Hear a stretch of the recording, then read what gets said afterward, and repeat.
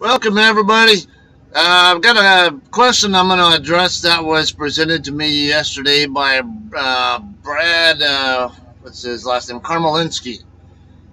He asked as a comment in my post about my strategy, kind of get you guys updated on what exactly I'm trying to accomplish and what I'm looking at and all that. I posted a chart. If you guys haven't seen it yet in the Swing Trader group, um, uh, basically explaining why, how exactly to use the strategy that I'm trying to use right now.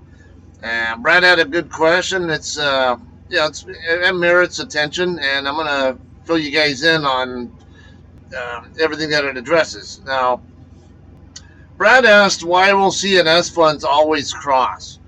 Obviously, GNF will never outperform CNS, but why are you confident that CNS always cross?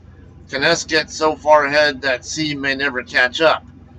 Um, there's a possibility they could. The answer is, now, Brad. At first, that's a good question to ask, and it merits attention. It's like you say, how do you know you want to buy into this kind of strategy unless you know for sure that it has any kind of efficacy? And what I will say there is that both CNS funds are impacted in different ways by certain things like the bond market or other factors as well. Even foreign economies, which I'll kind of go into. Let's start with bond markets, and then also basically how bear market and bull market cycles work. So generally speaking, right at the start of a bull market cycle, right at just fresh off a bear market, generally S fund outperforms C by a good amount, and then uh, when and a part of that was because the Fed funds rate and bond yields as a whole are generally quite low, and that makes it more hospitable or stimulative on the economy. And the smaller companies that populate the S fund in general. Now there are some large ones in the S fund as well. Now, just as a reminder, the S fund follows an index called the Dow Jones U.S. Total Completion Index. It is not the Dow Jones Industrial Average. The Dow Jones Industrial Average is a useless index that has only 30 companies in it. All of those companies are in the S&P 500, which is what the C fund follows. Dow Jones U.S. Total Completion Index is a completely different index that has over 3,000 stocks in it, and these companies come in all sizes: large, medium, small, micro. And it specifically excludes the 500 S&P 500 stocks, so which means that it also excludes the Dow Jones Industrial Average stocks. So all you guys who are newer to this, just because you see the name Dow Jones does not mean that it's the Dow Jones Industrial Average. Dow Jones is to stock indexes like Tesla, Honda, Nissan, Toyota, Ford, GM, whatever, are to automobiles and SUVs and pickups. It's just a brand name. That's it. All right. So that said, though, now because the index, the S fund follows that index that has a larger population of smaller companies, it also means it has a lot of companies that rely more on loans to to invest in their own growth. Not to say that the S&P 500 companies don't use loans as well. A large chunk of them do, but to a large extent, they don't need that money. They do it to just to leverage their profits, if you will, or to help increase their market share. Whereas they could otherwise fund their own investments with their own cash on hand or something, or over time raise the cash needed through their own profit growth. Smaller companies, though, on the other hand, they tend to rely on loans to fund that growth. They don't have the cash reserves to work with that the typical S&P 500 company might. So for that reason, they rise and fall based on bond yields. When they're down really low, less than even down 1% or even 2%, like they are right now, then the S fund is typically going to excel compared to C fund.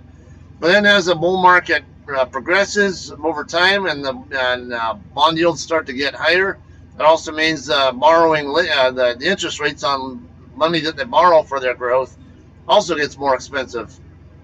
So though, progressively it gets to where the companies that are kind of right on the edge of being able to qualify for loans or whatever, whatnot, start to fall off because they can no longer secure loans. They don't qualify.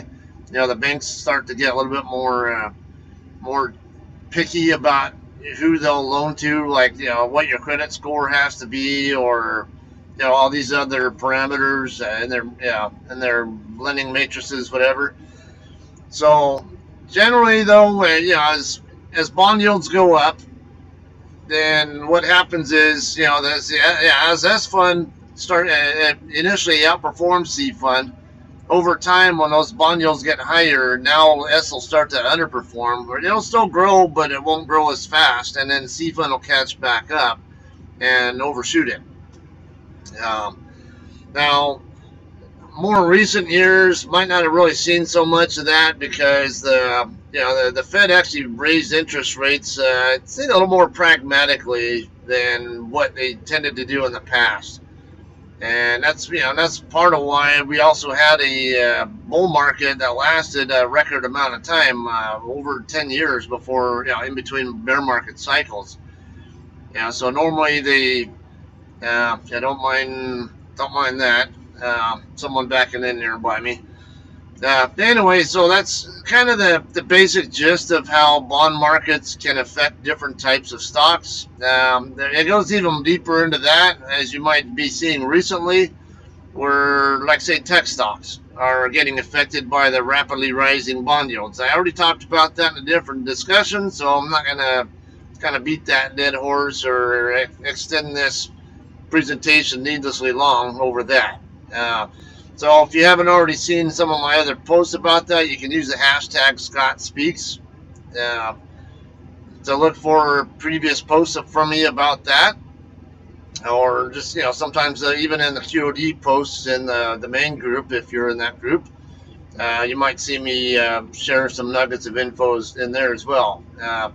Not to mention other information that other members might occasionally post there as well. Okay, so that covers the bond yield part.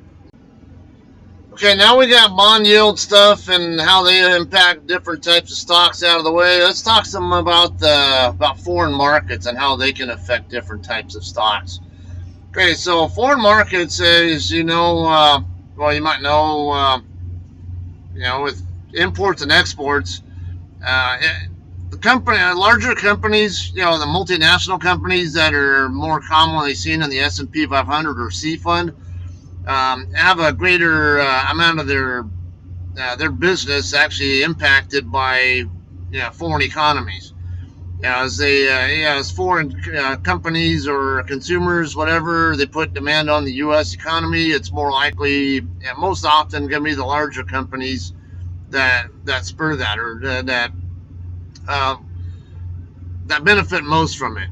Smaller companies, they could be upstream suppliers for the larger companies, for example, or maybe they have some amount of foreign customers, but they might not have so much of their business in other countries.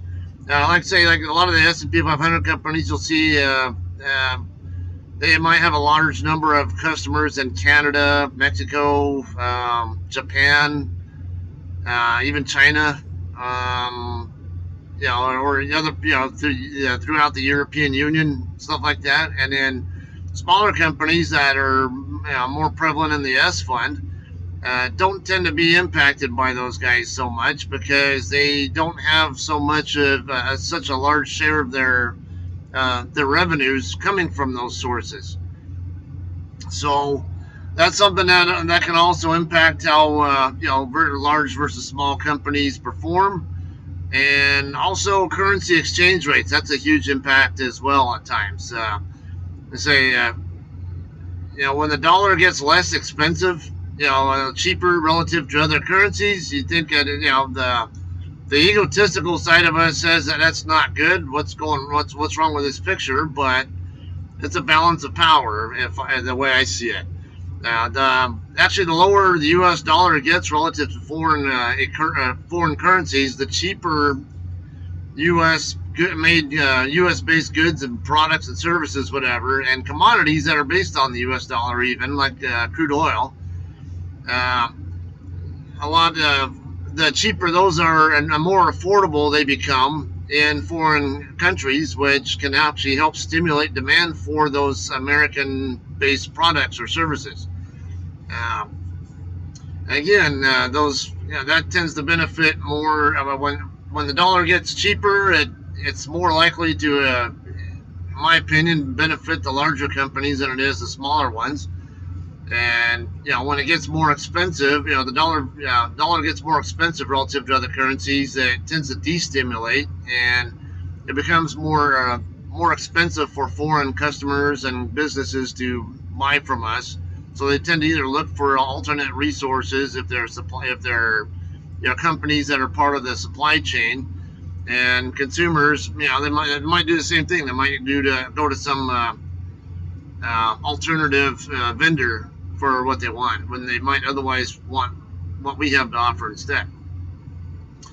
So there's always give and take there between large and small companies, and that's kind of just the basic gist of how C and S funds and the stock indexes they follow can interact with each other over longer periods of time. Now I'm going to show you guys a chart of how basically the S&P 500 or SPX, my thing, I'll show you in a second, and DWCPF, or if you're on Thinkorswim with TD Ameritrade, put $ DWCPF, and I'll show you that whole process as well. All right, guys. So this is a 3-year weekly chart of the S&P 500. Now I'm going to show you how to compare the S&P 500 against DWCPF. I'll say that for short. I don't want to have to keep saying the U.S. Total Completion Index, or keep confusing people with Dow Jones, Dow Jones, Dow Jones, and then having people think that it's the Dow Jones Industrial Average, even though I already previously said that it's not. Okay, so let's start with the daily. Actually, I'll come over here to the 1-year daily chart. Basically, it's from left to right. It takes 1 year, and every candlestick here represents one trading day.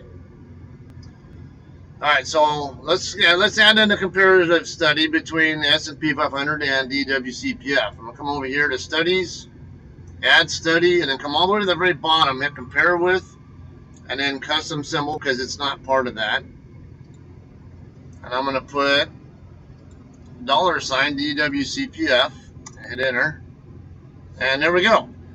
Okay, so when we first start out, it's it's kind of on a par. Well, actually, it's not. I think it lines. I don't know if it's doesn't quite look like it starts out right on the same par. So this isn't the best example to illustrate how things work with my strategy. Actually, you could take any random spot on here and then find out. I mean, like say zero the amount where they're the same, where they're no gain or no loss, and see how each of their prices interacts. I'd have to do that on my spreadsheet, I believe, to give you a better illustration of that.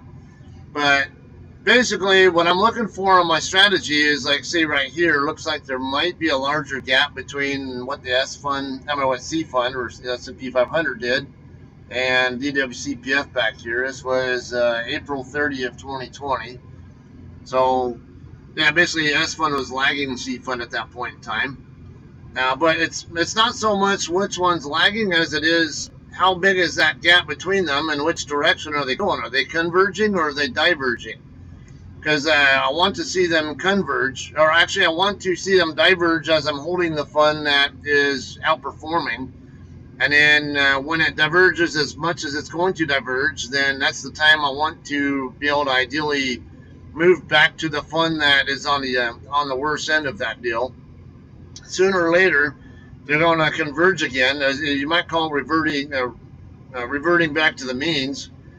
And So, like, the largest gap you're going to see between them is the ideal time to move. Yeah, and you're not always going to find that happening. Like, say, right here, this could be the greatest time to possibly move from C fund to S fund. That was in September. And then, you see they both lost, but C Fund, we could argue, might have lost more. And looks like S Fund started to close the gap, especially right here as it came up. Both of them climbed pretty solidly, but once we get to this trend line here, S Fund just kept climbing more steeply and steeply and then caught up to C. And now there are going to be times where they cross over each other. It doesn't have to be very much, even just like a percent or two change between the two is a good time to jump from the fund that's outperforming to the fund that's underperforming, and then just wait patiently. Okay, so let's look at the weekly chart to get another idea on how things look there, because you can see, um, not you can't really see so well here on the daily chart, but you do see a very slight cross right there, and then comes back down again. So this is actually a point in time where it's good to be in C fund. C fund it went up some while S fund dropped, but then get down here, right here's the time to be in S fund. They both went up, but S fund went up faster and closed the gap on C. So, looking at my homemade price chart comparison on my spreadsheet, you would see that S fund would be outperforming C at that time. And so there's some crossover activity here, even though it's very minute. It was kind of in the same ballpark, and then S outperformed C again there, and then as you see, topped out in on February 11 or about, and then started to come back down. That's me accidentally hitting my right mouse button on that. Okay, and then coming back down, and then down here again on the looks like the 8th is when the lowest point was uh, where C dropped the most, or relative to C at least, and then came back up and is now outperforming. So there's been several crossovers just in the last. I mean, even just looking at this raw data here since December 23rd, it looks like, or thereabout. Okay, now if we look at a 3-year chart, we need to go out a little further than that too, and I'll show you how to do that if you have Thinkorswim. Maybe you're new to all this kind of stuff, and you kind of learn, or maybe you want to get TD Ameritrade and want to get this app and kind of follow along. Okay, so as you see here, where it started out, they were both at parity with each other, I would say, and very briefly, I wouldn't even say that because C Fund dropped quite a bit there, and S Fund was up a bit here, and then outperformed even more right there, but then they converged again. So even though they both went up, they converged. As they converge, that's the time to be in C fund. It doesn't matter if they're both going up, they're both going down, or going opposite directions. The name of the game here is convergence versus divergence, and you want to be in the fund that is uh, diverging to the positive side relative to the other, and then when it's about time for them to start converging again, even if they don't ever cross back up on a normal literal price chart, if they start to start to converge again, after they've diverged as much as they're going to, that's the time to move over to the fund that's been lagging, and then you'll outperform with that. Okay, but as you see here, even just looking at the price chart, it came down underneath. So S fund came underneath C fund there, and might have been a little bit of crossing over back and forth going on here, very minute amount though.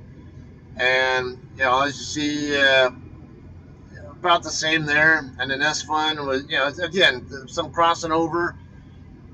And then this area here, which was in 2019, clearly C fund was the outperformer for all the way up until just before actually right when the COVID-19 pandemic started to panic everybody. So S fund, as you see, was more flat here, so that was the time to be in C fund, or appears to be the time to be in C. And up until this point, then they both shot down quite a bit, but and they might have shot down by similar amounts on the way down, but then coming back up, S fund's been stronger.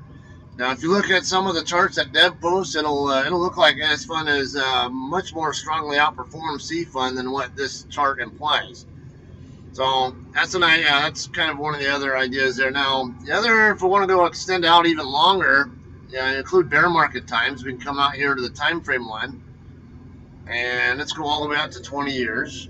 And we're gonna have to do monthly on this one though, and that's part of the problem here too. Is the longer a period out I go, a longer interval I go out, the I need to go a longer aggregation period too, and you're going to miss a lot of the little devils and the details within each of those months that where more crossover activity could be happening that is not so apparent. Okay, so back in 2006, it looks like is when U.S. Total Completion Index first started. Now the S Fund has been around longer than that. It came around in, if I remember right, 2002, but when it first came out, it followed a different index called the Wilshire 4500 index. And then back here, I don't remember what year, might have been right here, somewhere around this time, when TSP changed the fund that the index that it follows from Wilshire 4500 to Dow Jones U.S. Total Completion. Okay, same thing going on here though. At least it appears that C is outperforming us. Not necessarily the case, though. It just means that, because where the start point are, they aren't at parity with each other. So you can't get a really true example of illustration here of how they're doing relative to each other after every interfund transfer. Because every time you do an interfund transfer, you're basically re-zeroing them out to, we're both at the same baseline, and then what they do from that baseline point is what we're interested in, not what they're doing in relation to each other, like whether they cross over literally on the charts. Again, here's another spot where clearly S Fund is under or is lower than C on this, or more so there's a bigger gap between where the bottom of C is and where the S line is, versus right here it's a much smaller gap. So right here up to there, that's the time to be in S. From here down to here might be a better time to be in C, or even right here where they're right about on par with each other. Down to here, it's better time to be in C fund because the gap grows in favor of C from what this thing shows. Okay, now let's take a look at my custom stuff here on the spreadsheet, and we'll get some better, hopefully better ideas on the way they converge and diverge. You can really take any date here. Let's go with I don't know, maybe 2018, for example. We'll just say I made a move the 2nd of January 2018, and then we can go we can project out from there.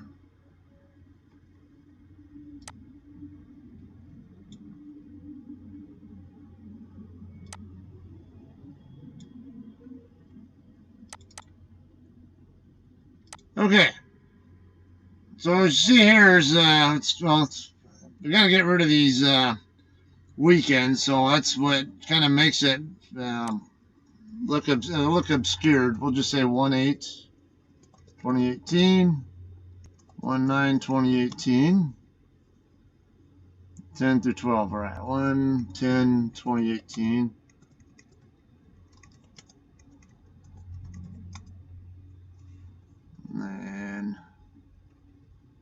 And I can always refine this formula is offline where they ignore weekends and only look at weekdays, but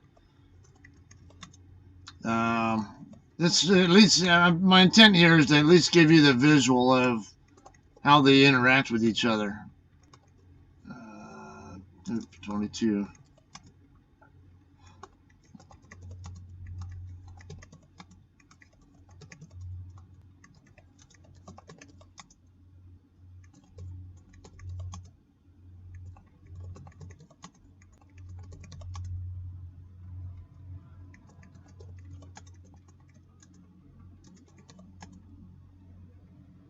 I just don't want to have the blank spaces in there to confuse you guys even more.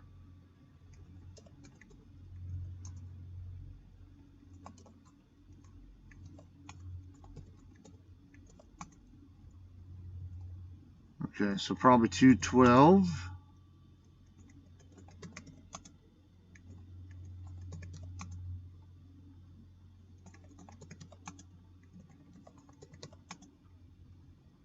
$219, $220.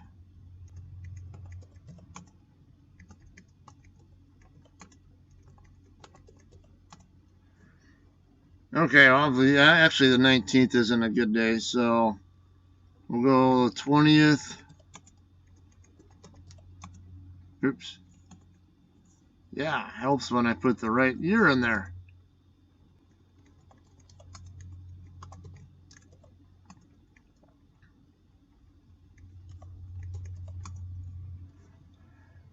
Okay, so what we have here, just for, let's just say we did an IFT to perhaps S Fund on January 2nd of 2018. They would basically be started at the same baseline, right at 0% performance relative to each other since the last IFT. Now, their best actually would be right here. S Fund would be, I think, yeah, it's ACC. Yeah, AC minus AB. So yeah, it's S Fund actually underperforming there. It looks like. Doesn't show my legend very well there. It's come over. Yeah, S Fund's the purple. That's what I thought.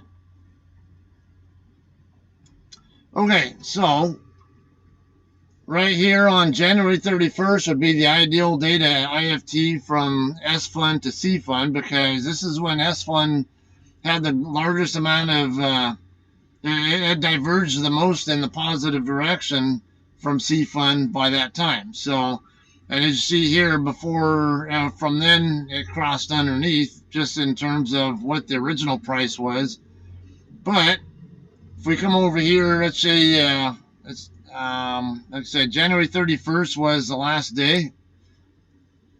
So let's just say we IFT'd from S Fund to C Fund on January 31st. Then you'll see that it works in the opposite way. I'm gonna,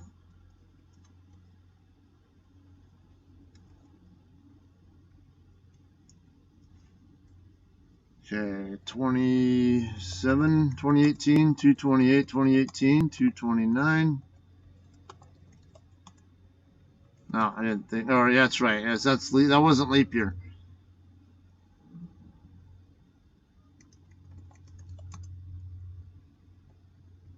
3-4, 2018, 3-5, 2018, 3-6,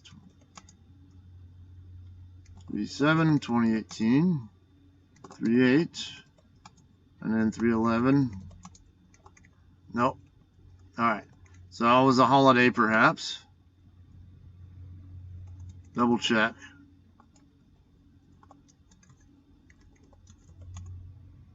Oh, no, okay.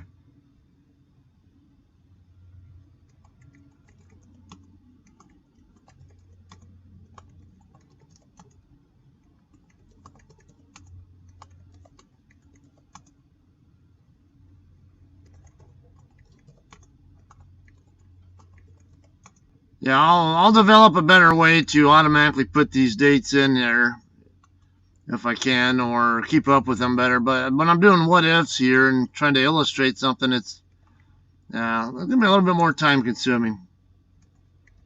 Oops. Come on. Okay, so as you see here, they started out the same, and then it was about around that same point in time where they went in the opposite direction. S Fund went down relative to C. So somewhere down here, we can find where the lowest number was.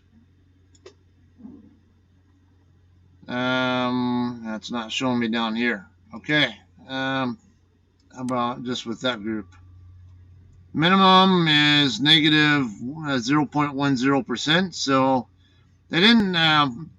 C Fund never outperformed us by very much there in that gap of time there. Wouldn't have been much opportunity there to take advantage of the of the disparity in their performance from the previous IFT. But end of February would have been the last. It would have been a good day to do that, and we can keep going on. So actually, I can 228, 2018. So there's already two spots there where we could take advantage of that. Now, okay, so then what's the next biggest? We got, looks like 285 there. Got up to 383 on March 23rd. So over around here, somewhere in that ballpark over here, was where the largest gap was between S and C and S funds favor. So that would be the time to IFT back from S towards C. So we could say March 23rd. I said March 23rd.